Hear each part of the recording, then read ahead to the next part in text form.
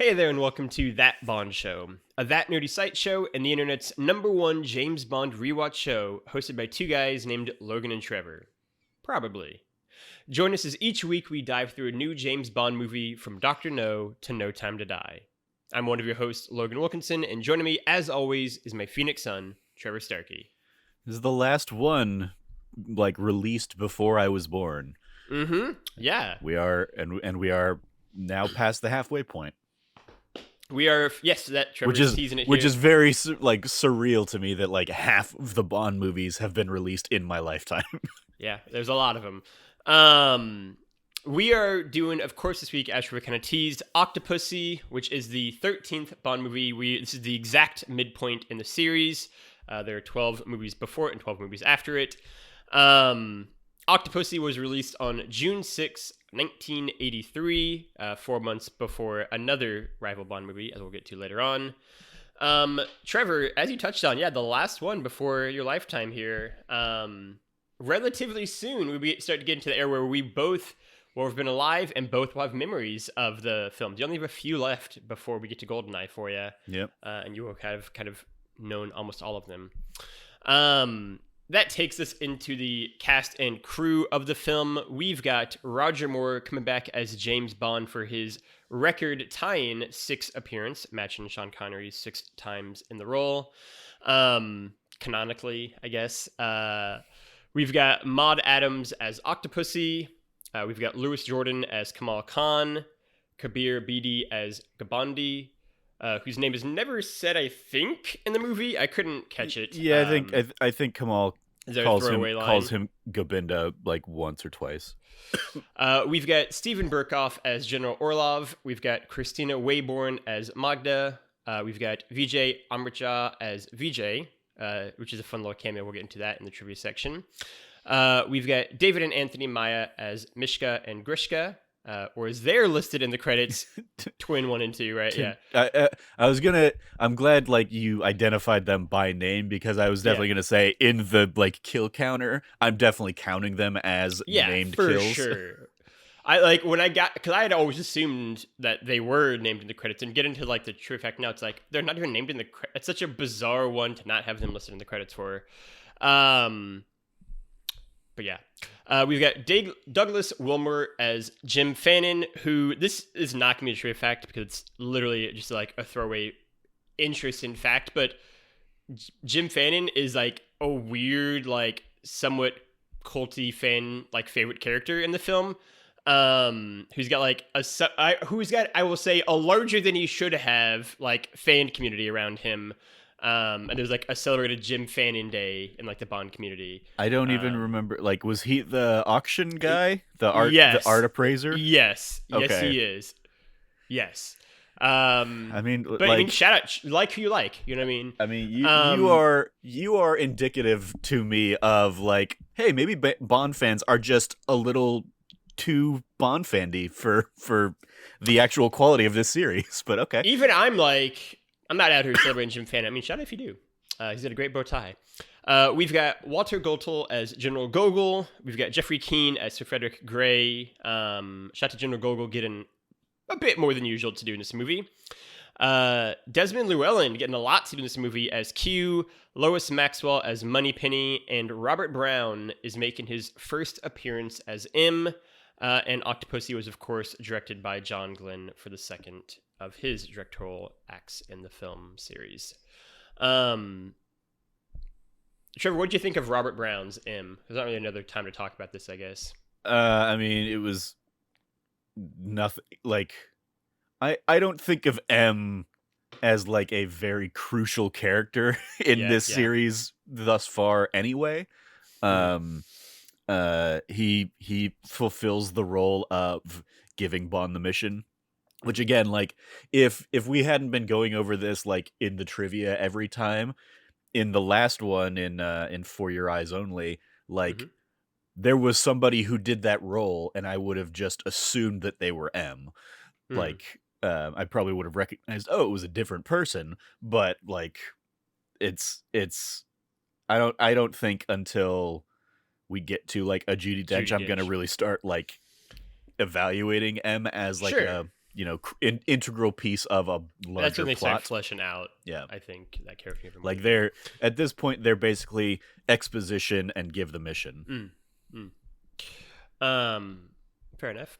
In the Blast from the Past section, we've got Ronald Reagan as the president still, and Margaret Thatcher as the PM. Get used to those two names. My dad was 25 and my mom was 21 years old when this movie came out. This is possibly the movie they saw together in the movie theater. The timeline is a little unclear, as I talked to Trevor about last week off air. There are basically any movie from like Moonraker to this could have been a movie that they saw together as one of their first dates in theaters. My dad has erroneously, I will correct him, said it was Spy Who Loved Me. That is not possible. They would not have known each other yet. So really, Moonraker, Fury's Only, Octopussy, one of the three they saw together while at college together on one of their first dates. They could have been seeing it just as like a re-release or something. It may not have been like, here's the, maybe they were doing like a Bond like multi-feature kind of thing. Like I can go see a Harry Potter movie at the Majestic near me right now. So it's totally fair. It's totally possible. But my dad does love Spy Who Loved Me a lot for those reasons. So yes, possibly it was as a like rental or as like a kind of multiple viewing thing. But yes, 1983, 25 and 21. The highest grossing movie of the year was a little film called Star Wars Episode 6, Return of the Jedi, which just so happens to be one of my very, very favorite films of all time. As we touched on last week, Smithers, who is in this as Q's basically like number 2, played by Jeremy Bulloch, who was also playing Boba Fett in that movie at the time. Yeah, it was a great year, or a great era, the kind of late 70s, early 80s, for a lot of film series I love, just not necessarily the Bond series, ironically enough, with Indiana Jones and Star Wars each putting out great films. And Rocky. Wow, that's, three series I really love. Michael Jackson's Thriller was released in February of this year, going on to become the best-selling album of all time and one of the most critically acclaimed albums ever made. It would also, I didn't put this in, but I know it, would go on to be the most decorated album ever at the Grammys and set the record there as well. In the trivia section, we've got a whole bunch of little kind of things about Roger Moore. Following For Your Eyes Only, Roger Moore had expressed a desire to retire from the role of James Bond. His original contract had been for 3 films, which he fulfilled after The Spy Who Loved Me in 1977. Afterwards, his following 2 films in Moonraker and For Your Eyes Only were negotiated on a film-by-film basis, and he also almost left after Moonraker. Given his reluctance to return for Octopussy, the producers engaged in a semi-public, to put it mildly, quest for the next Bond, with Timothy Dalton again being bandied about, as well as Lewis Collins being suggested as replacements, and screen tests being carried out with Michael Billington, Oliver Tobias, and American actor James Brolin. We'll get to him in a minute. However, when rival Bond production Never Say Never Again was announced, the producers persuaded Moore to continue in the role, as it was thought the established actor would fare better against former Bond Sean Connery. It had been reported that Brolin had been hired and was actually on the point of moving to London to begin work on Octopussy at the time, which I'm just going to kind of continue it into the next trivia fact for that. Indeed, the screen tests for actor James Brolin are included in the special features for the film. You can watch them, I did, and provide a very interesting what-if moment for kind of viewers to consider. Ultimately, Octopussy is probably the most serious point in which Roger Moore could have left the role before he actually did. It's so weird that like they were so willing to consider James Brolin, because I feel like nowadays the conversation is never like they'll consider an American actor. Yeah, I think that got much more solidified, and I think part of it is much more with Barbara and Michael kind of taking over. I think that's something that's kind of become a more ingrained thing. But I mean, after Connery first left, they almost named an American then, John Gavin, I think it was. And then here, obviously, James Brolin's screen test, you can watch. They've kind of 3 different scenes he did included. One is like an action fight scene. One is a love scene. And then one is just like a really random scene of him and VJ like talking together while VJ is trying to corral a snake in a basket. And I think he does a fine job. I mean, like, it's, all total, there's probably like 8 minutes of footage here for him. So like it's hard to kind of gauge off of that. But I think he does well enough. I think it's a little weird that he doesn't have a British accent.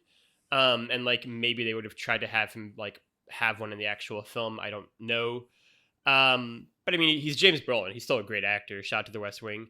But yeah, it's very interesting to kind of get like this raw footage. And it's funny because Maud Adams is playing Octopussy, who plays Octopussy in the film, was doing screen tests just to like gauge the other Bonds, and eventually would get cast as Octopussy through that.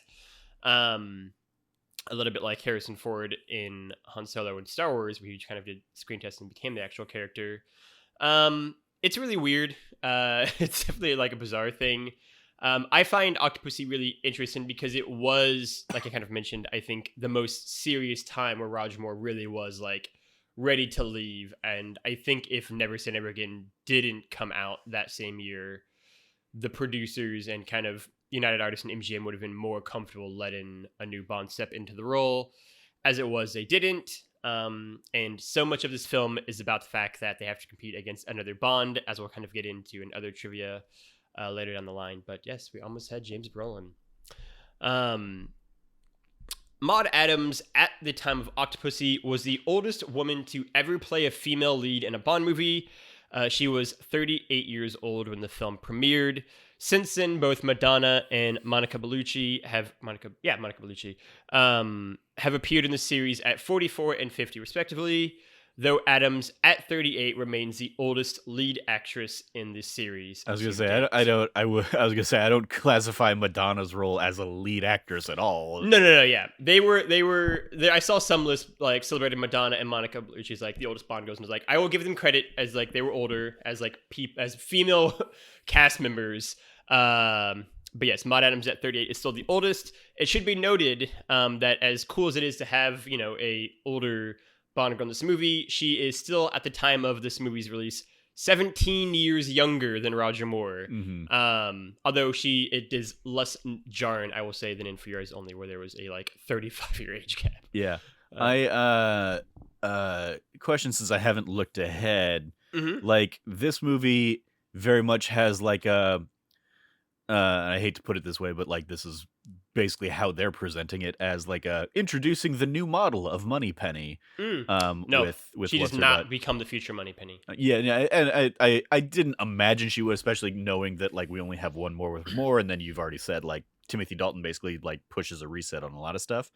But it was like it feels like when they brought in John Cleese, knowing that Desmond Llewellyn, probably would be having to step down from Q in the near future, and like bringing like a new person in to fill that role at some point. Like so much of that scene is like the hat rack is gone, and so Bond can't do the hat rack thing that he normally does, and then Moneypenny is there, but like there's also this other person that's there like with another dumb name, Smallbone. And so it was like there's a sense of like, is this Lois Maxwell's last film, or is she going to be back at least one more? She'll be back one more. She will be back she will leave when Roger Moore leaves. I can't remember if Penelope Smallbone is in A View to a Kill as well, if they carry over like this thing there. But she's not going to be the Moneypenny once Moneypenny leaves. They won't put it onto her. It's weird watching that scene, knowing that as well. Like they bring in this woman, they don't make her the next person. But I do think it was largely like, or at least partially a thing of like, Moneypenny is 55, 56 years old, right? She's essentially the exact same age as Roger Moore. Like, we're not going to have her around here forever. And we'll get into it a little bit next week. But there is a moderate amount of bad blood that will be ensued when Lois Maxwell is kind of pushed out of the role next week. But yeah, she gets one more. She will kind of depart with Roger Moore when he leaves. Yeah. If anything, it just adds to the, there's a new person in there, so yeah, I guess it makes sense that there's also a new M in the next room over. Kind of, it's just like, okay, sure, I guess, why not? And I think partially to the kind of production teams and producers, some credit to them. it would have been weird to have Timothy Dalton play off Lois Maxwell, and I think have it be the same flirty banter where there is, 15, 20-year age gap between the two of them now, in kind of the opposite direction than usual. So it does make sense, but yeah, there's gonna be some hurt feelings. Another question that Mhm. has certainly like popped up in my head throughout other films, but I think like this one, I think is where it felt most prominent to me. Do you know off the top of your head if like any Bond movie actually passes the Bechdel test? I do not, off the top of my head. No. Okay. That's a great question. I would say The World Is Not Enough is one that comes immediately to mind, where there's going to be a lot of scenes of Elektra and M together. Okay. And like that one, because they have almost like a like maternal dynamic between M and Electra King there, so they are talking about like stuff other than just like men and like love. Yeah. And then outside of that, I would probably say we're gonna have to go to the Daniel Craig era, right? Yeah. And it's like, oh, maybe, M in one of those talks to Moneypenny about something other than Bond or Yeah. or something like that. Yeah. But it's seems Yeah, I would say there, or No Time to Die, right? Like I'm trying to think if there were like scenes, or Spectre, actually, I know for sure Spectre would, because there are scenes there. But yeah, not a lot. Yeah. And part of that is, I think, deliberately by the fact that like up until 1995, there was basically the Bond girl and then like the second Bond girl maybe. Yeah. But M wasn't a kind of character for them to kind of play off in the same way. Yeah. I think like this one, it came to the forefront for me because of Octopussy Circus has so many like female henchmen and stuff. And so like there are moments where she's talking to some of those female henchmen, but it's still about Bond, or it's still about, keeping an eye on Bond or capturing Bond or Kamal or something. Like it's still like it's never let's talk about something other than a man kind of thing. Yeah.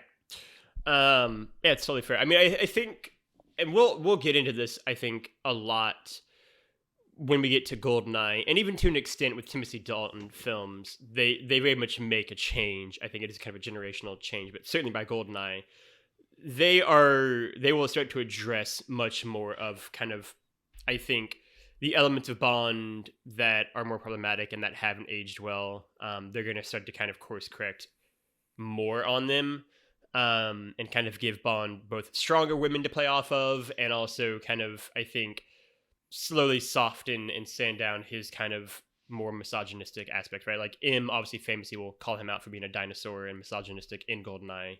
And I think they're much more self-aware, whereas now it's like, I think, especially at this point in the series, there are a little bit, I think, elements of just like, we're just going to ride out Roger Moore. And then I think once he leaves, we're going to kind of reset things, is sort of how I've always felt by the time we get to like Octopussy and A View to a Kill.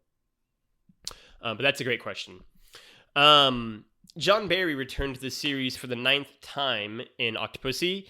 Barry would heavily use the Bond theme throughout the film as a way to showcase the Ion Bond films as distinct from the upcoming non-canon Never Say Never Again Kevin McClory film, because that film obviously wasn't legally able to use the Bond theme, including the series' first and only ever fourth wall breaking usage of the Bond theme within the series, with VJ obviously playing that as Bond walks by. Tying into that, again, another sign of them kind of making clear this is the real James Bond movie is the heavy usage of the 007 logo during the opening credits sequence. I was almost distracted by how much they were going on about 007 kind of sliding through everything. They really wanted to make clear this is the canon Bond. And as a extra little trivia fact that I didn't include, but I know if you watch the teaser trailer for Octopussy when it came out, it begins not with any sort of like action or scene from the movie, but with a slow crawl of all 12 prior films' titles, and then it gets to the movie, just to show you, hey, this is the real Bond. Don't forget, guys. Mm-hmm. Because so much of it was about that, which is also, I guess, where I'm going to tie in the trivia around Never Say Never Again. Yeah, I mean, this film was obsessed with it. These two were kind of battling out who would kind of win the Battle of the Bonds. It's a huge box office thing. Ultimately, they both would lose to Star Wars. But in terms of the actual competition, Octopussy would go on to outgross Never Say Never Again, which Never Say Never Again took in about 160 million at the box office. This took in about 183 million, roughly 190 million. Neither one would be particularly critically acclaimed. They're both not particularly that well reviewed, but Never Say Never Again maybe got a bit more of the rough end of it. And Never Say Never Again, I will say, is objectively worse in every conceivable way. It's got Sean Connery in it. That's great, but it is a bad movie. So much so that I've only seen the movie once because I have no desire to see it again. It is rough. And that's also because it's a weird version of Thunderball, which is not the most exciting thing anyway. Yeah. Yes, the blue-ringed octopus that is kind of the symbol of Octopussy here is actually extremely venomous. Its toxin is a self-defensive mechanism that is extremely fatal to people. Just 1 milligram of it can kill a person, and there is no known antidote. It's so apart from like how the tank breaks and it clearly kills like one of the guys in a fight scene in the compound or whatever, it's like that has nothing to do with any of the rest of her shtick. It's just like, this is just weird. Like, what is the point of this apart from, I guess, calling her that name? So so her name and the character's backstory of like her father being a traitor comes from Ian Fleming's short story. I saw that. That's basically like the only thing actually pulled from that short story. Yeah, and this movie, we're getting to the point in time in the Bond series. I mean, we're not even at the point. We're in it now fully, where we've run out of Ian Fleming novels to write about that are Casino Royale, which we legally can't write about because we don't have any rights to them, right? So they're beginning to pull more and more from short stories, and even those are going to run out by the end of this decade, right? As a kind of tease. And so they're doing stuff now where it's like, well, we can't make a movie out of a short story because it's not long enough. So Octopussy is a combination of, Octopussy, it's also a combination of Property of a Lady, which is its own Ian Fleming short story, and then there's also stuff pulled from like The Living Daylights short story that also is going to get used, 2 movies from now. So they're definitely kind of trying to scrounge what they can. The name is whatever. They like have like a throwaway line of like, I like revived the old like Octopussy like cult that had been here kind of thing as she's like first talking to Bond, and I took the moniker, I guess, is what you're supposed to kind of gather from that. Well, yeah, she says it was the nickname her dad had given her. Right. So yeah, they give you 2 different things to go with. Yeah, I mean it's silly. Like I've seen some stuff been like her canon name is like Octavia whatever, and it's like no, her canon name is Octopus. They don't say anything else. Yeah. And she's credited as Octopussy. That's her canon name. Her dad doesn't even get a name in the movie, but yeah, it's they talk about her dad being Smythe, like a major whatever. Yeah, major whatever Smythe. Like they say his name, yeah. When you paid more attention than I did in that sentence. Yeah, when she's like telling Bond about the backstory of like do you remember this major blah blah blah Smythe? Oh, yeah, you gave him an opportunity to have an honorable and he chose suicide over court martial or whatever. It's like that was my father. It's like, oh, okay. Yeah. It was like that's an info dump that's not going to tie into anything else. Nope. And also just there's a short story. Yeah, there you go. That's how this is. That's how we're like legally saying this is Octopussy, I guess. Yeah, right. And then this would be the last time a Bond movie would name the next movie to follow it, with a movie teasing From A View to a Kill, which would eventually drop to just A View to a Kill. I wonder if like part of that was to really reinforce Never Say Never Again is not the next Bond movie. Yes, I think it's probably like an element of that. And I also think there's an element of why this is the last one to name the next Bond movie. They're running out of Ian Fleming stories to come up with, right? Like, that's also an element of just like, they're running out of things to do it with. Yeah, they don't have any like cachet that they can pull from for future names. They can't be by the time we get to Pierce for Brosnan, the super diehards original, that like really enjoy the books instead of just the movies or whatever. They can't just be like, the next one is blah blah blah because they don't have one to pull from. Yeah. I will say this is like an interesting time because there's probably never going to be another time where we can really talk about like the continuation novels, like series of the like Bond that continued after Ian Fleming left. But I do think it's at least somewhat interesting that they never pulled from any of those. There's never going to be a thing where they pull from like the John Gardner novels in the 80s that kind of restarted the continuation era, or anything from the 90s onwards. Like they've never pulled from that. Once they ran out of Ian Fleming novels and short stories, they just started doing wholly original works and didn't pull anything from that other run, which is somewhat interesting. I until about a minute ago when you said this, I never knew that there were Bond stories past what Ian Fleming wrote. Yep. I didn't know that, the series continued on. It didn't for about 15-ish years. Like once he died, they didn't do anything until like basically the early-ish 80s, like around this point in time. And then they gave it to like John Gardner did like a gazillion, and then after he retired in like the 90s, another guy did it, and kind of they continued it on more sporadically in the 2000s, I will say, but they've continued it on. Shout out to Anthony Hurwitz, who did the Alex Rider series, who eventually got to write his own Bond novel, which I think is a super cool fun fact as someone who loves the Alex Rider series, that he actually got to do a James Bond book. That takes us to the 0070-second recap. Trevor, are you ready? I think this is like the longest one you've written. Maybe. So I'm gonna say 90 seconds. I definitely gave you the heads up at the very beginning. Like at a certain point in time, they're just gonna become so unwieldy and like ridiculous plots that it's gonna get trickier to get to. Oh, I will tell you. Like I normally take notes as we're going through these, and there's just a point in this one somewhere around the circus where I was just like, I'm just tired of taking notes on this. Whatever else happens is gonna happen. And then like coming back through here, like and seeing like, oh yeah, there's that like the whole plane sequence at the end. I was like, oh yeah, I took no notes on that. So yeah. I was just like, I'm done taking notes on this one. I similarly had a thought that we'll get to in a minute too, because obviously we're gonna get to the recap in just a second. But like this movie has like 3 to 4 endings that they just kind of keep going with, and it's like, oh, okay, we really could have ended it at any of these points and it would have been fine. And like the action ending we get is like good enough, but we definitely have a lot of cracks at the bat, I will say, to end this movie. All right, so here we go. Crack the knuckles. James is on a mission to Cuba when he is captured before he slips into his horse-disguised miniplane and engages in a fun chase scene to open the movie. We get introduced to Soviet-crazed baddie General Orlov, who General Gogol views as a warmonger, rightfully so, as well as Kamal Khan, who James meets at an auction for an egg. After pushing up the price well over market value, James swaps the eggs and lets Khan take the fake. James travels to India, looks good in a white tux, meets Vijay, beats a cheating Khan at backgammon, classic Bond, and meets and creates some memories with Magda.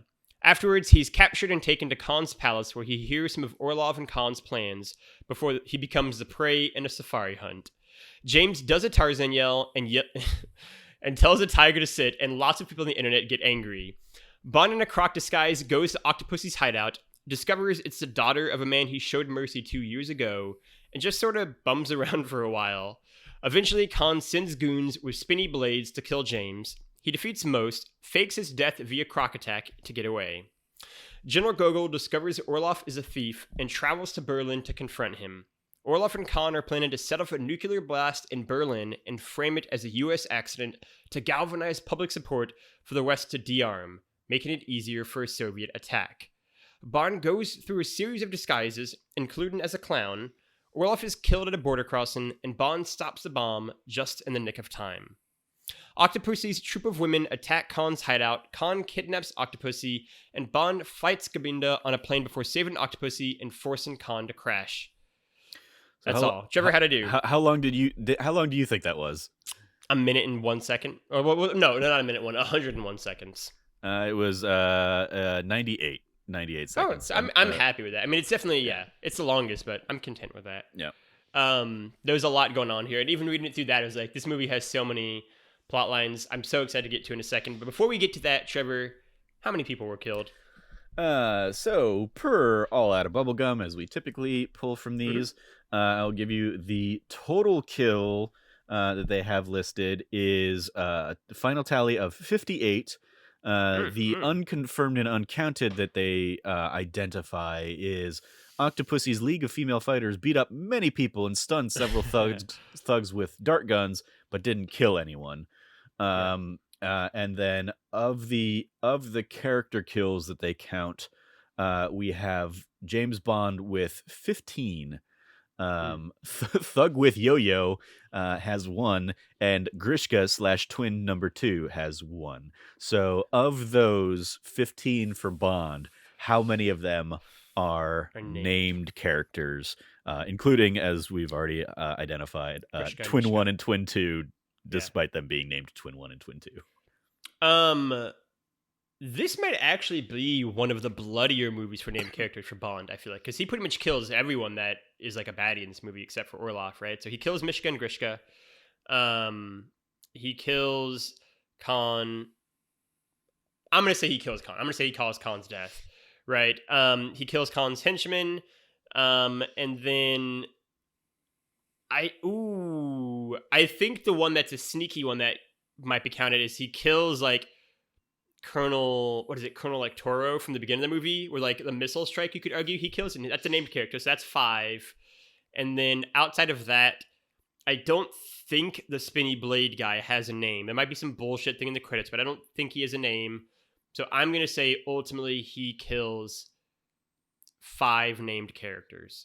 That is what I pulled, and I will say I was trying to get you with the Toro one. I know, I almost forgot about that too. Yeah, because the breakdown that they had did not include Toro. They highlight that like and this ultimately really probably has like because they don't count any of those deaths as like Bond kills. Because they say it's the the military fired that missile upon themselves, basically. But I'm like, yeah, but it wouldn't have made its way back to that compound without Bond leading it there.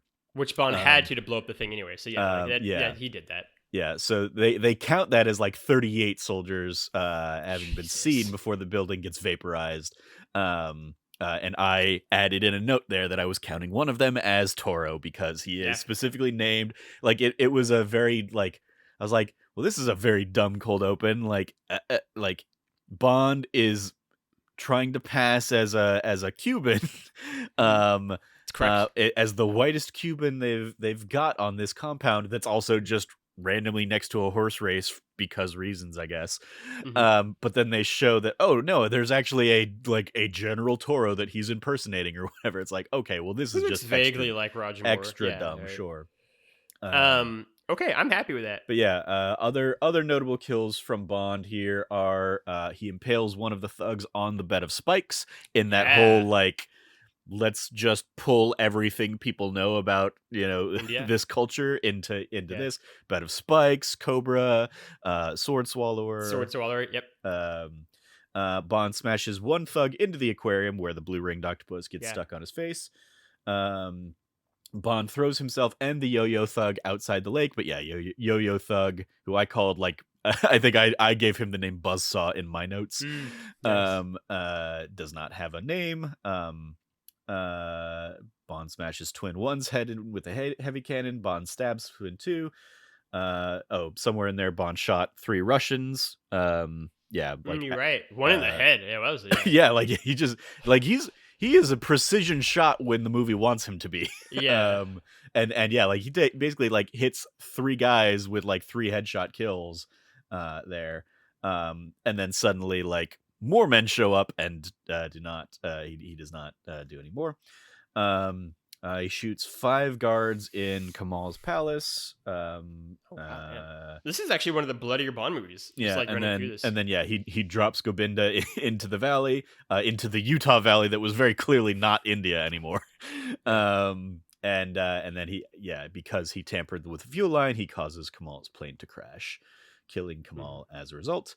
That was all of Bond's murder and mayhem in this one. Very good. And General Orlov brutally killed by his own men. Mm-hmm. Yeah.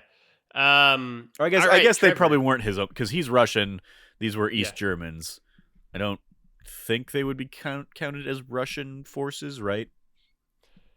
I mean, they're definitely East German. I mean, Russia definitely owned basically East Germany like a satellite state, so like you can kind of get into semantics here, but like they're definitely technically different troops. Yeah. But yeah. That's a good question, though. Trevor, what did you think of Octopussy? Oh, this is another one. Let me let me go back to one of my earliest notes. Fill her up, please. Oh, this is gonna be bad. The whole code open, I was just like, I just had so many questions, including why were these guys on the truck wearing parachutes for Bond to pull, apart from so Bond could pull the parachutes and send them flying back. The horse being secretly a spy jet was like, okay. And then like the base was next to a horse race for some reason. Okay, sure. The movie or the song All Time High, I was like, I was shocked that for a movie that is only a couple years older than me, this is a song I have legitimately never heard in my life. So not good in the Bond oeuvre of things. I did like, I will say, the line in the song. It's really the only line that I remember, but it's line in the song of like, I just want to like kill a couple hours, basically some variation of that kind of thing. Like, that's a great line for like Bond that describes him well. The rest of the song is like pretty, whatever. Yeah, we got into the thing ends up being like 009, but I'm like, what the fuck is up with this clown thing? This is another thing that like, and then when it is revealed that he was another agent, I'm like, oh, so he's just a terrible spy who dresses up as a clown with loud balloons that do not afford him balloons definitely a calm getaway. But I guess shout out to him for making it all the way to the British embassy and giving the Fabergé with a knife in his back. That's totally legit. Yeah, the ambassador. The like all of the Magda stuff and then the Octopussy stuff are just like so by the numbers at this point that I just couldn't be bothered by most of it. In particular, the Octopussy stuff was like I made a note in there of like, oh, we're back to the era of like just terrible writing that doesn't justify any of this like turn at all. Especially since like we saw her in the shadows earlier, like being perfectly content if Kamal killed Bond or whatever. Almost being like a Dr. No type of character before she gets like formally introduced. We have that Temple of Doom level racism with the sheep's head meal. Sheep's head. That's what I'm gonna talk about as well. I was like, oh, that's a rough one. Bond having the line about sexual discrimination in this like female only compound. I followed that note up with shut the fuck up, Bond. You have zero right to talk on any of this shit. Multiple times I made notes of Bond being a pervy old man on this. You highlighted in the recap of like the Tarzan yell and the tiger sit like, and the internet gets mad. Obviously there really wasn't an internet at the time, but I definitely look at those. I'm like, yeah, those were both very stupid moments in this otherwise incredibly dull and stupid sequence of the elephant hunt. But I was also like thinking back to that note we talked about a few movies back of like, oh yeah, Saltzman really, really wanted to go all in on like an elephant stampede or something like that. I'm like, oh, he's finally sort of getting his wish, even though he's no longer involved anymore. Came back. Yeah, right, yeah. I mean, there's obviously a lot to unpack and Octopus we'll kind of go through, but like, I think in particular, the first place I want to start is where the Tarzan yell and is with the, like, the tiger clown outfit tiger taming. And the tiger sit. Oh yeah, I mean that's right? Like I already showed you as soon as I finished this movie. I went back and grabbed a screen grab of Bond as the clown because I was like, well, that's the thumbnail for this episode. That's gonna be it because that is what this movie is for me. Is like he's just a sad clown. And people get really like, yeah, and like the line, the internet gets angry. So many fans don't like that, and so many critics don't like those moments. Watching it through again now, like the clown one in particular, I think is totally fine. Like I don't have an issue. He's not a clown for long. He's not a clown in like a really comedic way. He's doing it just to kind of get into, then he can immediately run to the general and tell him. I think it's fine. Like I think there are worse things in my mind, knowing he went in there as soon as the clowns had come out, I'm immediately thinking, okay, there's a nuclear bomb like on alert, and he's going to take the time to put clown makeup on I and put definitely on had the the same stupid thought. outfit and stuff. I It's definitely had like, the same thought. all right, this is clearly not as high priority as it should be for you, Bond. Like I think the clown one is like the best of the three. Like I'm the most like forgiving on that. I'm like, that's fine, that's whatever. The Tarzan yell and the Tiger sit are stupid. Like I'm not gonna not be like they're dumb. But like watching the movie through now, I think they're like these weird outliers that the rest of the movie isn't really. Like I think they're like so bad cheesy moments, and I think the rest of the movie, more often than not, for me, it seems like largely gets it right in terms of like the kind of like jokes it goes for. And so I think the Tarzan Yell and Tiger Sit are stupid, but I I think mean, they're kind of more outliers in the rest of the film. I mean, the more extended sequences that I would say like fit right in with those as very dumb moments are the VJ fighting with his tennis racket and not knowing He's a tennis pro, until yeah, right. reading the trivia afterwards that like, yeah, he was a tennis pro trying to get into acting and stuff. Still doesn't justify it, still makes it incredibly stupid. Yeah, And then also just the yo-yo saw weapon yeah. that kills VJ and then also almost, kills Bond and Octopussy later on. It's like, this is such an impractical thing unless you Mhm. like, and it's introduced in such a menacing way in this like, bar of pirates or whatever. And it's just like, this is so stupid. Mhm. So stupid. And there are a lot of those kinds of moments in this. I The do. monkey outfit is another one that Oh, the you monkey outfit. Yeah, you don't that's you bad. don't I'll get give you to that. Yeah, like you don't get to I'll give you that. put a lampshade over that one. Like that's another. This is just Yeah, really stupid. yeah. I forgot about that. The monkey outfit is that is maybe the one that I would argue is the worst of all of them. I don't think the clown outfit's the best. The Mhm. monkey outfit I think is particularly bad because this movie has a weird thing with time. And the monkey outfit one in particular, where like Bond makes a noise with him right there, and then he turns around, looks at the outfit, and is like, and like basically like shuffles with some clothes, like I guess distract himself for like 10 seconds, and then turns around and like karate chops the head off. And Bond has somehow gotten out of the monkey outfit, filled it with something to make it stand, and it's not climbing at the top of the thing. And it's like, that should not have all happened in the amount of time you gave him to do it in. Yeah.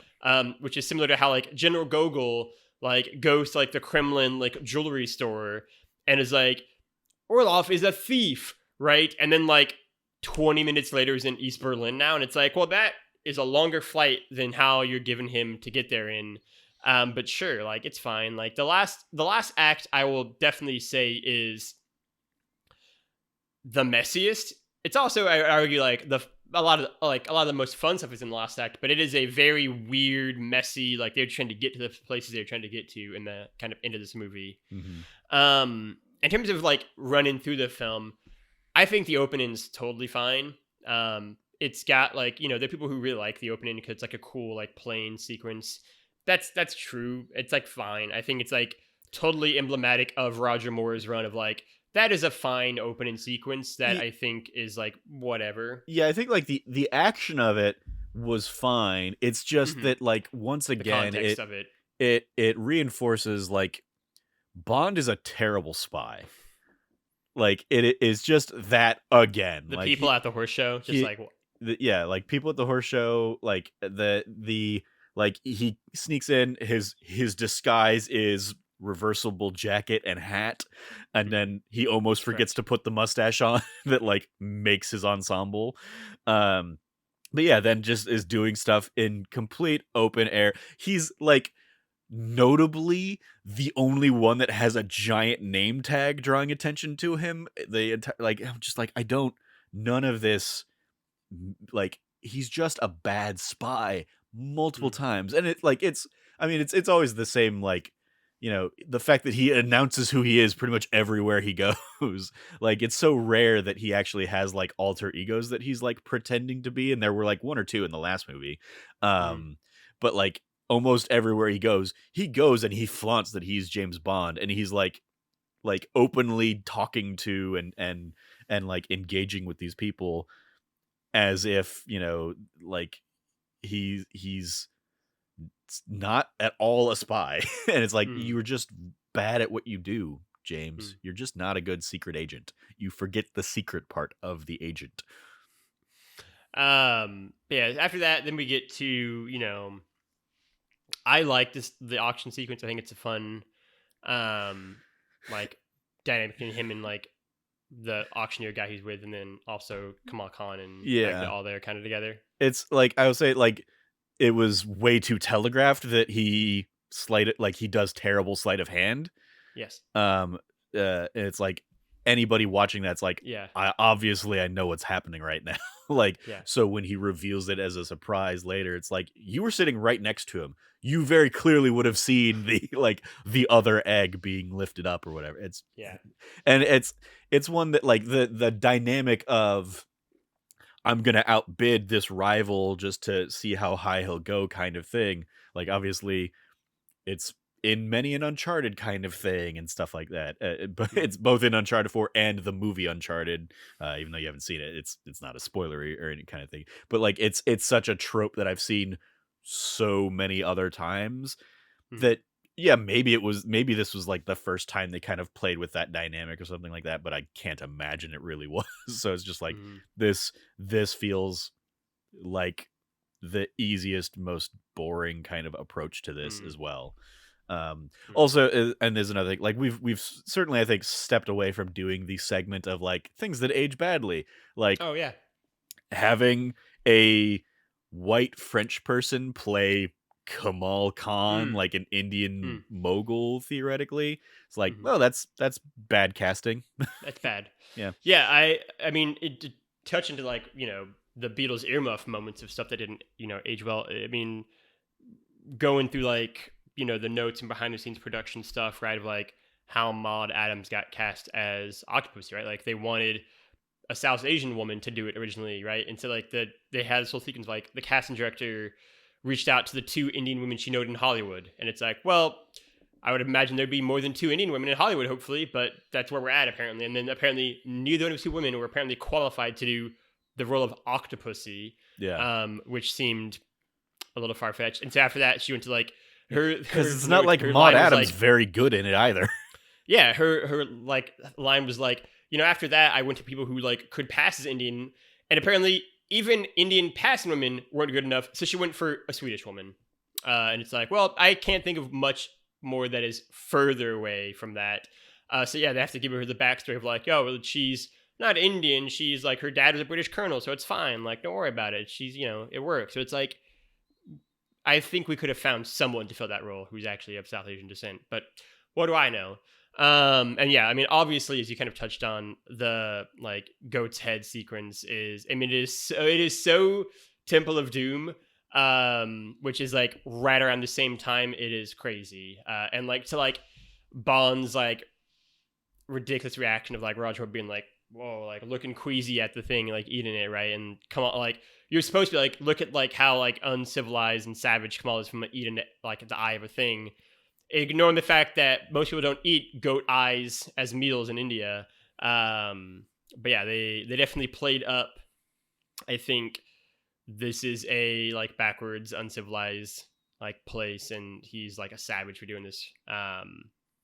Which sucks because like they have great like I think on location shots of just like India, right? Like the like helicopter scene of like the Taj Mahal is beautiful. Like the framing of it from like the like pier they're looking at it is great. Like this is I think one of the issues I have with Bond movies, and probably most infamously with like You Only Live Twice, where it's like they're showing just how beautiful and like incredible this land is, and then showing the people in like the exact opposite way. Mm-hmm. And they did it, I think, really badly in You Only Live Twice. They're doing it again here.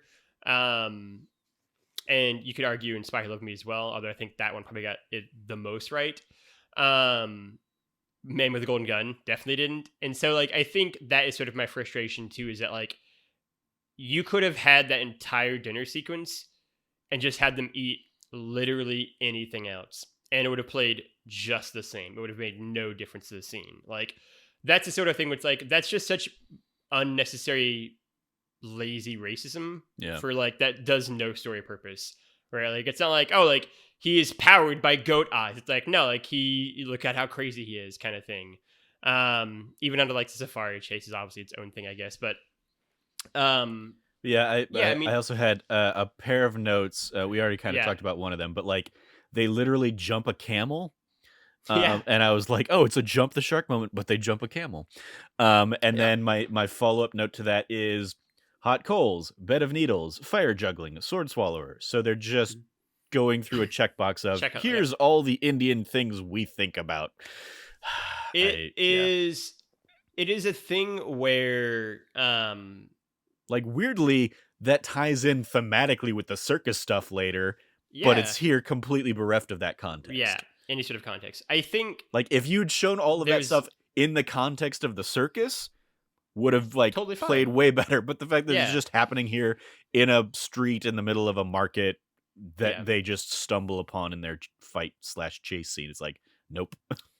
It is so disappointing, and I think particularly because, and like, then there's also getting the fact of like, you know, this is the Indian representation we're going to get in a Bond movie, and it's 6 year history. It's right here, right? Like, there's a like one of the facts was obviously that like this is the only Bollywood actor who's ever going to be in a Bond movie is in this one movie, right? And so it's Mhm. like, all right, like we're not really going back to that market, I guess, of a billion people. Why would we? Um, so like that makes it, I think, somewhat more disappointing. I do think that I love this location. I would love to see another Bond movie be set in like, a South Asian setting, because I think it is a really cool kind of unique energy and vibe to the film that like Bond movies don't have, right? And I think partially I just like when we leave Europe at times, right? Like I obviously love a good European set Bond story. He fits in there very well, and like you kind of get to see that side of Bond. I, But I also I like to mean, yeah, see like him. Gobinda is, largely mute European big baddie, just not European in this Yeah, one. he's just Indian, yeah, right. And like I'd have loved to have seen like more Bond movies go outside of Europe during this era. And so like I am excited that we got one set in India, we got one set in Egypt. I just wish it was handled better. Um, and then like it's weird because my overall thoughts in the movie are like I like Octopussy. Ultimately, like I think it's definitely not my least favorite Bond movie we've watched. Um, I just think it is. I mean, Octopussy is sort of what I thought it would be and hoped it would be, I guess, in some ways, where it's like, I think it's a mess. I think it's all over the place. And I think it's fun, largely, right? Like, I think this to me has like similar energy to Diamonds Are Forever. Like, I think it's a better movie than Diamonds Are Forever, but I think it has that kind of that spirit of like, this is mostly fun, right? And this is mostly like enjoyable enough. And I think it is a messy movie, but one that largely strikes the right balance for me. I like the fact that like it is more Cold War focused than a lot of the other movies we're getting in this era, which is kind of cool. Like I like the Soviet Union dynamic, even if General Orlov is a ridiculous cartoon character. I like the performance because it is so like over the top I and mean, dramatic, and I think that's fun. you say that, and yet we're watching this as all of the stuff is going on in Ukraine, and I'm like, oh, this is like weirdly prescient of fucking Sure, in Putin. some ways, So, right? like Orlov just Um, as a warmonger, just wanting to take over and say like, we have the numbers.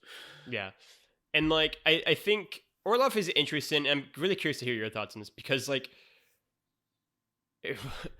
I'm not sure he's even a needed character, right? Like it is weird watching a movie now where like his storyline almost exists completely separately from Khan, and they just have like these like few like they just have literally two encounters basically. But like you could have had this entire movie without that element, and they just I feel like they had like the idea of what if we set off a bomb in Berlin and like had that story beat and couldn't figure out a way that made sense for Khan to do that. So it's like let's just make a crazy Russian, and like fit that in here because Yeah. like he dies so much earlier. He's introduced like at different times. Like their stories don't overlap. They're not like he's He, like a henchman. He is just like his own separate villain who basically never interacts with Bond the entire movie. yeah, there was basically like there's a point in there where I was like, I feel like we haven't seen Orlov in like an hour, and Yeah, then he finally like appears when like everything's happening at the train switch and stuff like that. Um, and yeah, like I mean, I think that's absolutely like the assessment of what kind of happened. Of like, well, it won't make sense for this guy to He just wants money. Yeah, he doesn't who's care. just Yeah. wants money to try and like smuggle. Like he doesn't have a world domination plans or want nuclear disarmament for any reason or anything like that. So yeah, like it.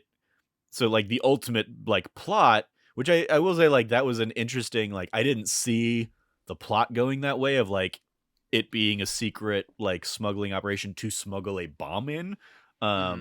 until they really get to like the introduction of the bomb. And it's a Um cool plan. and Like it more like it Americans are going to get yeah blamed it for it, so kind of thing. so even that like helps link the two plots in a Mm-hmm. like, oh okay, this is why we had that scene with Orlov an hour ago. Okay, fine. Like he is a crazy person that like this is his objective, and Kamal's just kind of along for the ride because he's getting a whole bunch of money out of it. um uh but yeah, it's like that whole sequence. I think here are three of my notes in Okay. succession here. uh oh god, they did the 45-degree angle thing again. uh Yeah, I had the same thought. and now Bond is just driving a normal car down train tracks, not how that Yep. works. And then my my third note here, and this is like one of the last notes I took before I just gave up, was this is terrible, Logan. Like I did I that sequence in particular, like I think I wrote that probably when Bond is like running across the top of the trains and stuff like that, and that whole Mhm, I was just like, none of this is working for me.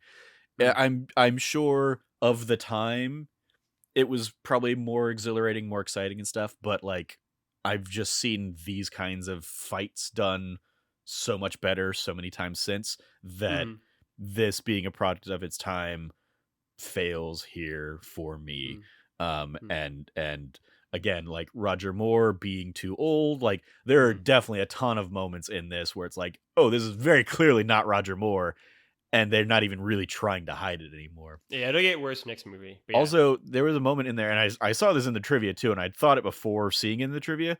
But when the train hits the car and the car goes flying into a river, like they Yeah, straight up almost kill somebody in that scene yeah, that yeah, almost didn't get out of the boat in time or whatever. It's like yeah, that was a terrible stunt with zero safety considerations put yeah, towards it. yeah, Um, it was like, what the hell was that? And even that was like, we've seen the car flying into the water thing in like three other Bond movies at this point. So they're just yeah. like rehashing so many like they've run out of ideas sometimes. Like Mhm, the idea of the car on the train track, interesting enough, also knowing like immediately I have thoughts of the DeLorean in Back to the Future 3, mhm, but it's also, I'm fully aware that the car is not like, it has no traction without the tires. It's just spinning on rims. So he's not actually going to be able to get it moving mhm, down the train track and speed up to catch the train. So it's just like, I hate so much of this. If it had been like, oh, it's also just not a tricked out car, that would have been a perfect opportunity to have like a Bond Q gadget car that like gave him this opportunity to do it. But no, he just stole this car from some random lady in a German payphone or something. It's just like, what is this movie? mhm, um yeah, like I the next note I took was he's hiding from customs in a monkey suit and Orlov gets gunned down, and then I gave up. I was like, mhm. whatever, the rest of this movie is gonna happen, and I'm gonna remember what I remember, and I'm gonna not remember some things, and I'm probably gonna be better for it. I it's definitely not gonna be like the bottom of my list, because there are some dumb fun things, but there Mhm, were also just a lot of like bad, like mm. I think Roger Moore and Maud Adams like somehow have gotten like less chemistry since the because she's the one that he slept with like after throwing Goodnight in a closet a few movies That's ago, right? correct. That's correct. Um so like she, I don't think she was able to step up to the plate in this like more leading role kind of capacity. I think Mhm, she was fine for, the little smattering of what we got from her in Men with the Golden Gun. But here, like she does not, like it's just not a good performance, and it's not good mhm, writing, mhm, and I don't see any chemistry between her and Bond, even though it's like forced, and like he's immediately happy to just like live in this compound for a while, I guess. Yeah. Like yeah. This is another one. I just kind of started thinking, I was like, maybe Bond is bad. Maybe that's what it is. Maybe Bond is bad. And then like as I was drifting off to sleep last night, knowing we would be talking about this today, I was like, this puts so much of like your thoughts on Star Wars into context, like watching these movies and just being like, yeah, this series is more bad than good. Star Wars has a lot more bad than good at this point in it. And you just always Certainly in the kind of like try films. and hang your hat on like the good things that you like and say, hey, if you don't like it, just dismiss it. I'm like, yeah, but that doesn't work when like talking holistically about a thing. Like you can't just subjectively be like, well, when I talk about the Bond movies, I'm only talking about these ones, because like, yeah, but somebody else who's talking about the Bond movies is talking about the whole thing. Or if they're going to subscribe to that mindset, they're only going to talk about their few. And it's like, no, you need like a common language, you need a common starting point, and that has to be like the whole picture. And so yeah, I'm just like, there have definitely been more Bond movies I haven't liked than I have, and I don't know if the equilibrium is going to come back in a way I that think like it will. brings it more 50-50. Like I know just from the Brosnan and the Daniel Craig era seems like it's going to have the most hits given the 3 of the 5 that I've seen and like. Mhm. Like that's I don't think any other Bond has had 3 movies that I've liked. So I don't know if I don't know where that's gonna fall when all is said and done. Yeah, I mean, so I think it will. I think once we get to Pierce Brosnan, for sure, you'll have more of those movies for sure you'll like from that point onwards, and you don't like. I mean, Whether that equals out to 500, I don't know, but I mean, it's um, like of the Brosnan ones, Goldeneye is the only one like I think is a good movie. Like I've seen the other ones, I don't hate the other ones as much as some of these bother me. At least I don't remember hating them as much as these bother me. But I'm also going to be viewing them through a more refined lens than I did when I watched them in high school or whatever. So sure, yeah, I mean, we'll see, but I think yeah, I mean, you brought up a lot of stuff there, I guess, but like, I mean, in terms of like a common language for fans and like, right, like its relations to like Star Wars, stuff like that, I think, you know, I've always been the first person to say that, if you don't like James Bond, I get it, right? Like, I understand the reasons why people wouldn't like the James Bond series, right? And I think if you are a fan of something, you both have the ability and you have like almost like the obligation to speak of it kind of honestly and candidly at times, right? And I understand the issues with the Bond series or Star Wars too, right? Obviously for that series. Um, I think for me, just because there are bad things in a thing doesn't make the overall experience of it bad, I guess, sort of my view for Star Wars or James Bond or any series of films or TV shows or games, right? Like, yeah. I don't dislike The West Wing because we have 3 seasons of, some people might not like them. I think mostly still good. And so I think even if James Bond was just, 25 films and I like 10 of the 25, we'll say, to pick a random number, that'd still be worth it for me, right? That's still 10 films. In the same way that, like, even if Star Wars is 9 movies, to not count like the 2 kind of standalone, and I really, really, really love the original trilogy. I think the prequel trilogy is, good to okay. I think the sequel trilogy is sort of what it is. It's sort of like all of Star Wars in terms of like great stuff and terrible stuff in it. I think that's still fun, right? And I think there's something to be said for like getting enjoyment out of bad movies too and bad games too, right? And so for me, ultimately, yeah, like I think the common language if you're a Bond fan is you love James Bond, right? And that is sort of the common language, and it's finding out where those similarities lie, right? Like what movies and what Bonds speak to you versus don't speak to you, because there are people who are big Roger Moore fans, and while I've personally never been a Roger Moore fan, I don't think Trevor's going to come out of this podcast and be a Roger Moore fan.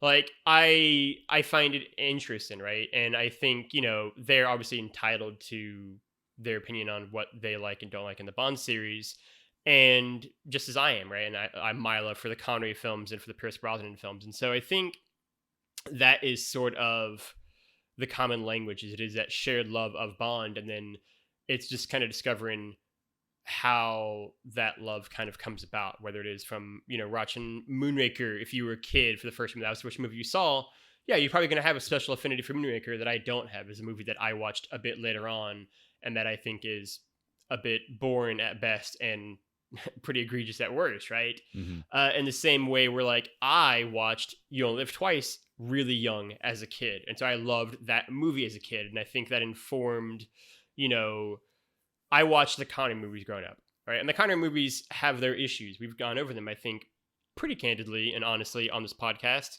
But I still love them, most of them now. And I still love Connery, right? And I think, obviously watching something or playing something for games when you're young is going to have its own impact on you, right? And I think that is also a common shared language of Bond fans of like, when did you discover this? You're probably going to be somewhere around the age of like 5 to 7 or 8 for the first time you first watch Bond movies. That's going to make an impact in the same way of like, yeah, I was, like Yusuf Magid, right? Is like, I was like 8 years old when I watched Phantom Menace for the first time. That's what's my favorite Star Wars movie. It's like, obviously me and you don't agree with that, but I understand it. I respect that opinion. And I'm like, yeah, that makes sense for why you would love that movie. It's the first one you saw in a movie theater. It is an incredible one to first watch, right? And so I think, is the Bond series ultimately going to break 500 for you? I don't know. I don't know if the Bond series is going to break 500 for me. Technically, it will, but like, it'll be close. Like, it'll be somewhat close, right? Like, I do think this movie has bad movies in it. I think we've mostly got past them, with the exception of, in particular, I think next week I'll be curious to kind of go through. But like, I think we're kind of ending that rougher stretch of like the Roger Moore run, and then we get kind of to new stuff, which even if they're, I mean, like air quotes, like bad, like it's at least something different and new, and they're trying to be more original. And so I think the series is largely going up from like this kind of point after maybe bottoming out next week.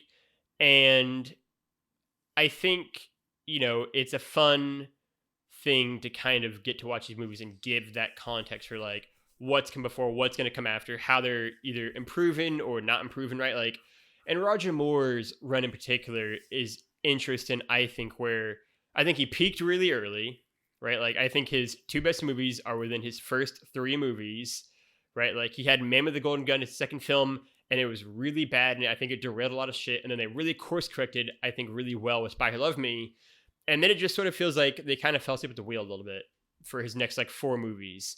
And, I think Moonraker is fine, if bland, until you get to the ending. I think Fear Is Only is good. I like Fear Is Only more than you do, but like, I think it's like good, but like, it's definitely in the forgettable Bond mix.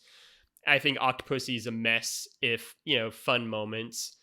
And A View to a Kill, I think, is not good, but it's got Christopher Walken and Grace Jones, right? And so like, that's fun when they're on screen. And then I think they do a pretty hard reset, and we kind of get to do new things again. And so I also just think we're sort of in the fallow period of Bond as well. But yeah, I mean, that is, I think, the common language. That in the same way that like the common language for Star Wars is just like, I love this. Do you love it too? Great. Let's talk about the things we love about it. And you just, I think, kind of naturally don't go over the things you dislike as much with like fans of the things. Because I think most people talk about the things they like more than the things they dislike. Or if you talk about them, you talk about them in sort of a like, yeah, that movie's terrible. And like, you kind of do it in almost like Mystery Science like 3000 kind of way of like, here's why it's so dumb and goofy and silly, like we did for Diamonds Are Forever, right? And we enjoyed that conversation. And so, I think, as I've said for both Star Wars and James Bond, kind of the last point I'll make is that I also think it's really hard to make movies. And I think when you do 25 of them, or you do 11 of them for Star Wars, 12 if you count the animated film, it's hard to make a lot of good movies in a row, right? Like, even among even a trilogy of films is hard to nail all of them. That's what makes, I think, the original trilogy of Star Wars so special, or what makes like the Lord of the Rings trilogy so special, is that like most film trilogies aren't good in all 3 installments. And so I think I'm also just kind of like, I give you slack for that. You're making a lot of movies. Some of them are going to be bad. If I don't like them, I'm not going to watch them as much on the weekend. If I do like them, I will. And Octopussy is sort of in the middle of that for me. Yeah. Trevor, any final thoughts on the movie? I don't think so. I think we've covered pretty much all I had. Let's go to the wrap up then. Trevor, so my opinion on this is we rank Orloff and Kamal Khan. Do you agree? Sure. Yeah. Where do you rank Kamal Khan as a villain in the villains corner section? I mean, it's like I don't think he's going to be like a particularly memorable villain, and I don't think like his part of the plan is he just is trying to smuggle jewelry and make lots of money. Make hella bank. Yeah. So I mean, like both of them are going to be pretty low for me. I don't like. Honestly, I don't even know where. Like, I guess I would probably throw him like down around like Dr. No territory.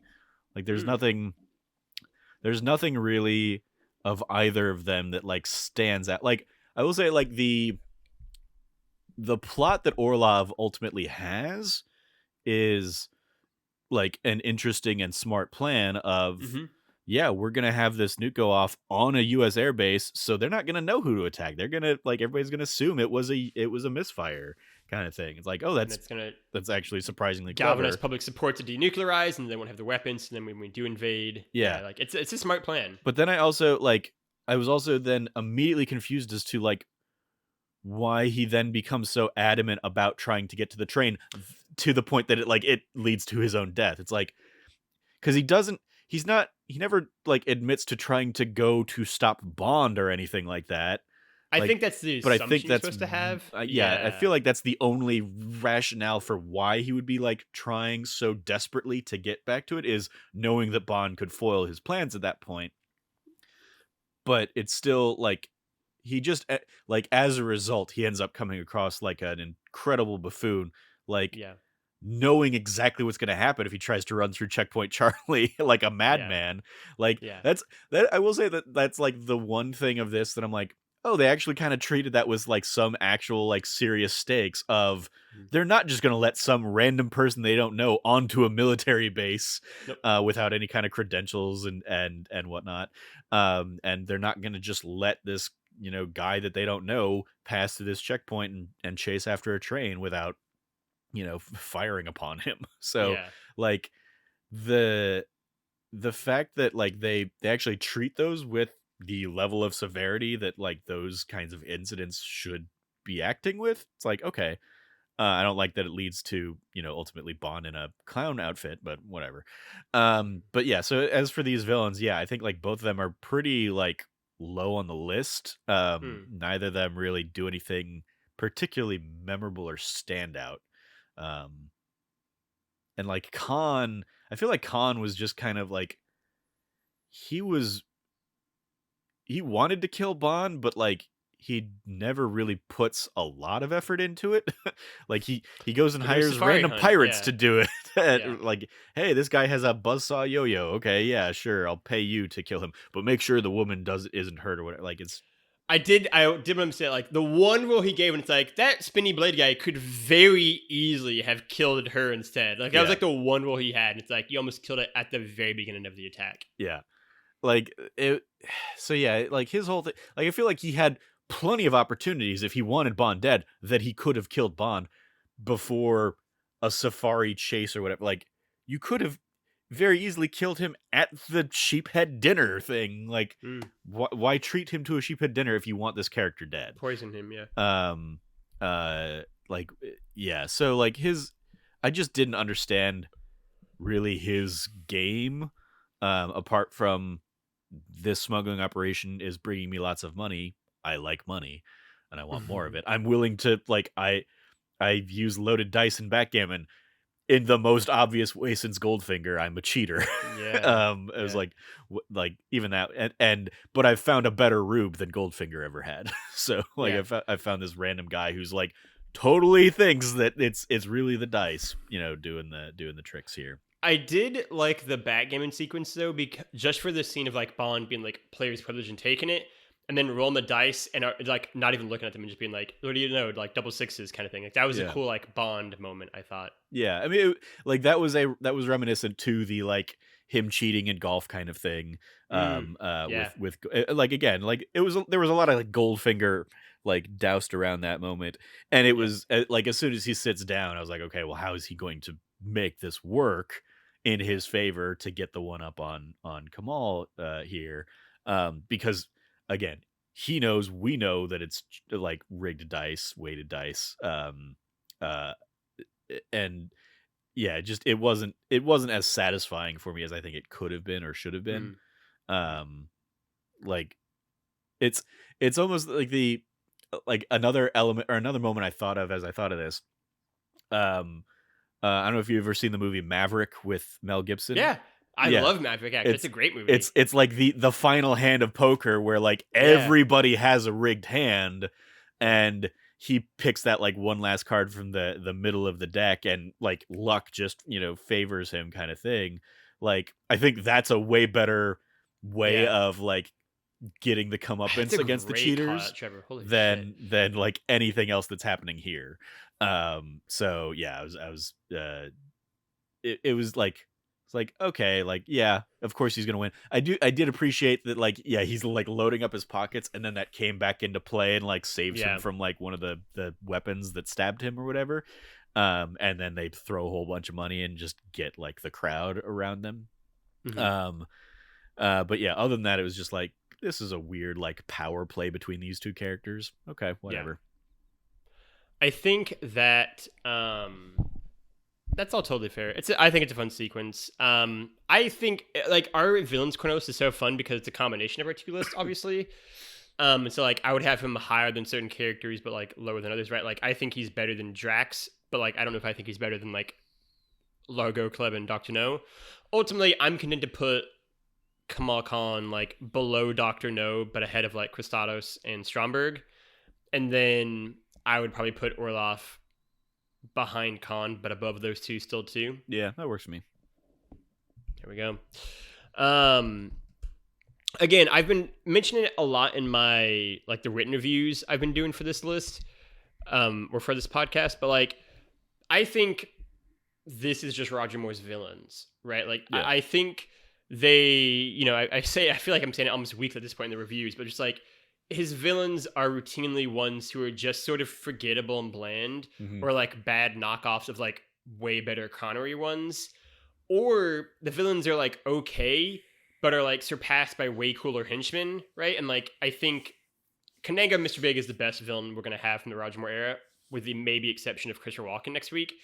Again, Scaramanga, Christopher Lee was great. Oh yes, thank you. I'm sorry. Yes, thank you. But like with the exception of Scaramanga, like even the villains who are kind of cool are still getting outclassed by the like henchmen, right? And so I think I definitely like that the twins in this one where I was more interested by them. As a and I appreciated then them within the context of they were circus performers. Like when they're introduced, I'm like, this is a weird thing. Why are these like these are guys are clearly henchmen. Like obviously it also helps that like we're only introduced to one at a time, so it makes it almost supernatural that like another one appears closer to them when we just saw the other one. So like that there was a fun element to that worked within the context of the larger story. Whereas like even like talking about that, it's like, why the hell is Kamal Khan involved in this circus at all? It's Octopussy's thing. Like what is his real connection to that, apart from maybe he's like financing it or bankrolling it or something like that? But like how did all of these players get connected? Yeah. Not we're not even gonna bother trying to explain it. I think this movie is just sort of emblematic of the larger Moore era of like kind of bland and forgettable villains. Like I think he gets dealt the worst villains to deal with basically the entire series, and the arguably only movie where he gets a truly great villain in Scaramanga, it is in a truly terrible film. And so like even there he can't catch a break. Like next week Max Zorin is a fun villain, but again, even then he gets dealt in a bad movie. Like he just never gets everything to sync up. And I think you see stronger villains starting with Timothy Dalton kind of onwards. I think they put a bigger focus on like even if the movie isn't like great, let's have a fun villain to kind of play off of. Becomes more of a focus. I mean, again, like the next one I really have to look forward to being GoldenEye. Like Sean Bean is a phenomenal villain for good. That story and for for Pierce Brosnan's Bond and stuff, and like that's where so much of the joy of that movie is going to come from. And like even I guess in the Daniel Craig era ones that I've seen, like there isn't really that dynamic. I haven't seen the Christoph the Spectre Christoph Waltz one. I guess in Skyfall, I was going to say Javier Bardem is a great villain. Yeah, he's a great and has like great back and forth, really great Bond. Dynamic with Bond. And M. And M. But like I mean like even Casino Royale, I'm like, who is the bad guy in that one? Oh, I guess it's Mads Mikkelsen, but like I barely remember him being in that movie. Like he's great. Seeing Mads Mikkelsen's kind of like rise to fame since Casino Royale, I'm just like, oh, good for him. I completely forgot he was in that. He's so much fun. Cameron and I were talking a little bit just because it also ties into obviously the Daniel Craig era stuff. Like Cameron and I were talking, Jeffrey Wright is very, very good in the new Batman movie. And I mentioned when we did our spoiler cast of that Jeffrey Wright I first saw in the Angels in America, like I think it was HBO miniseries or something like that. Wow. And like he was really good in that, and like so anytime he pops up in things since then, be it as Felix Leiter eventually, or in Westworld, and now in the Batman, and in What If, and for Marvel and stuff like that, like every time he pops up, I'm like, you were really good in Angels in America. I'm glad success is finding you. Good for you, Jeffrey Wright. Good for you. I love that. So yeah, it'll be interesting to see. Also, are we gonna get a Felix between now and then? Yes. Okay. Because I'm like, we haven't had Felix watch in quite a while. Yeah, you're gonna get Felix in the Timothy Dalton era. Okay. You will not. There was definitely also a character, like as as we've been doing Felix watching stuff, where I was in the GoldenEye era of things, or in the Brosnan era of things, I was like the American CIA operative, Jack Wade. Yeah. I was like, like I didn't remember his name, and so I was like, oh, that must be a Felix, and then like going and seeing like, nope, that's not Felix Leiter. I'm like, why the hell is that not Felix Leiter? Why did they introduce a brand new character to do the Felix Leiter thing? Yeah, they're technically. We'll get to it. Yeah, we'll get to it down the line, I'm sure. But yeah. Anyway. So that takes us to QLab. Really, the watch, I think, basically like the tracker is the only stuff I could think of that were like actual QLab gadgets, because his car isn't, like you said. Yeah. And it doesn't have like any special things beyond that. Again, like it's very weird. Like the Roger Moore era. I guess also the jet at the beginning obviously would have been a QLab thing. Like it's very weird. Like the Roger Moore era, for all of its campiness and cheesiness, took like a weird tack on gadgets, and it's like also a balloon. They do fly in with like a balloon, a hot air balloon. That's right. It has like a camera on it. Yeah, you're totally right. It has cameras on it that speak to the watch. So I get like, I mean, shout out to the watch having like camera technology. Doing a lot. Oh, but that was another fucking terrible moment that absolutely does not hold up, of Bond being pervy and zooming the camera in on that the receptionist, basically. Yeah, receptionist chest. It's just like, and like. There were a couple moments here where like even Q got in on the perviness, and I was like, settle down, Desmond Llewellyn. No. Oh, did he? Yeah, like when they storm the compound, and like he lands and saves like the maybe later or whatever. Yeah, maybe later kind of stuff. It's like bad Q. No. I did do not learn from Bond. Yeah, right. Which he had told the one guy not to learn from Bond. I did enjoy the fact that we got more Desmond Llewellyn here, which was just fun to see. It's just fun to see Q. Like he's great. So it was like his first time out on a mission, like as a field agent kind of thing. Yeah, which will come back and play in a couple other movies. So it was a ton of fun there. Trevor, that takes us to the final review. What is your rating and then ranking of Octopussy? I think I put this below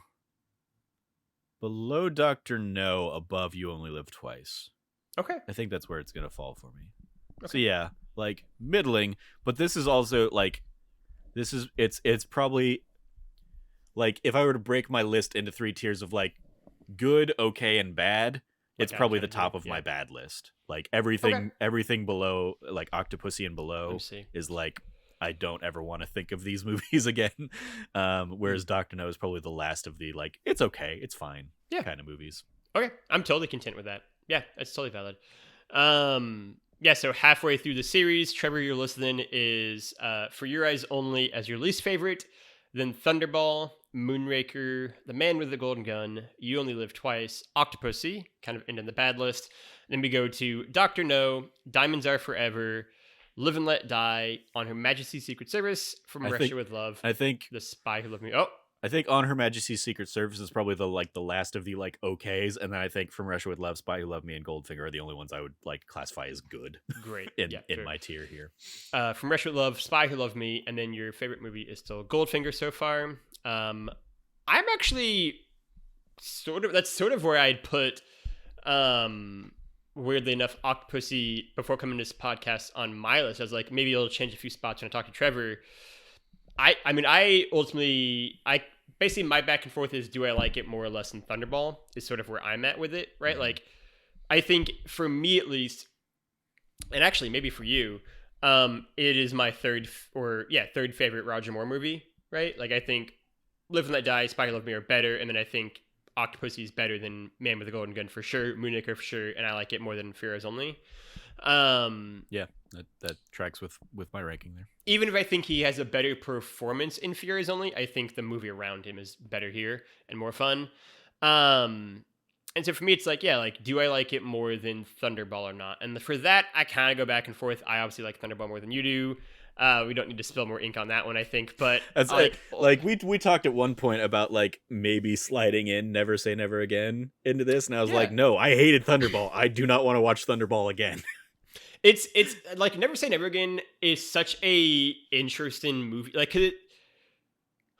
it's Kevin McClure being Kevin McClure, and like it is based off of Thunderball, but it is very different. And he tried to like incorporate, I think, like what are the cool hip things from like the 80s. So there's like a whole sequence of like James Bond playing a video game kind of thing as like a huge like tense beat. And it's like he, I think, really went for the gadgets in a way where like Roger Moore era didn't, and like it's just a weird jumbled up mess of like a movie. And the only thing I think is like somewhat interesting about Never Say Never Again, in the midst of like everything else I think being just like really bad, is it is certainly at the time the only Bond movie that like directly references and deals with Bond's age, right? And so like the movie begins with like, you know, Sean Connery basically being like ready to get sent out to pasture. Like he's like failing his like physical test and like all that kind of stuff. And like, he just seems beaten down and more down. And basically it is like the plot of like Lethal Weapon. It's like, you know, going on like one last go around kind of thing. And like M is going to shut down the 00 program once he retires. And like that dynamic is cool. It's just everything that surrounds that one interesting plot point is not good. Yeah. I guess that plot point will be explored better in Skyfall. Yeah, 100%. But it is that I think is like the one cool thing of it. But they just don't do anything else. You mentioning the video games component. There was also a moment early on in this where Orlov's doing his whole demonstration where I was like, War Games. I was like, when did this come out in relationship to War Games? And it's like, the same year. Like did it? Yeah, War Games also came out in '83. So so I was like, they just kind of like that was just a similar beat. What was you know on everybody's mind at the time? Yeah, Cold War heating up. Yeah. So ultimately, I think I will put it below Thunderball for right now. Just because I think. For me, I will preface, I don't know if there are like moments that are as like fun in Thunderball, some of my favorite moments in this, but I also don't think Thunderball goes as low either. Because even for me, the underwater sequences I find annoying, but not as aggravating as some people do. Yeah. I do appreciate that basically puts this movie for both of us between Dr. No and You Only Live Twice. The only difference is you have Thunderball there as in between those two as well, whereas I do not.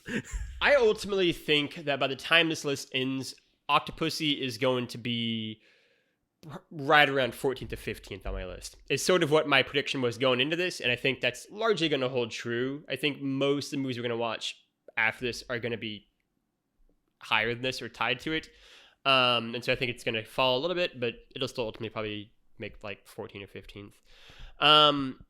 And so halfway through the list for me, or halfway through the podcast, I should say, my list is The Man with the Golden Gun is in last, Moonraker is next to last, and then we have Diamonds Are Forever, which, like, part of me is kind of like, maybe that movie should be higher, just because it's fun.